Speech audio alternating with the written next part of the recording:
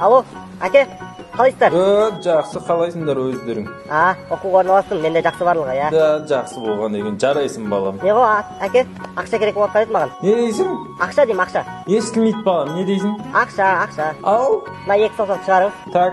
На бас бармақ, екеуін қосыңыз. Енді қимылдатыңыз. Ақша дейсің ба? Ақша жоқ балам. Ау, не дейсіз? Ақша жоқ деймін, ақша жоқ. Алло. Ақша жоқ. Так, балам, сен бит. Алақаныңды жаш. Кішкентай саусағың жұм. Одан кейін саусағың жұм. Ортаңғы саусағың жұм. Мынау бас бармағың жұм. Ең соңғы саусағың жұм. Ақша жоқ балам.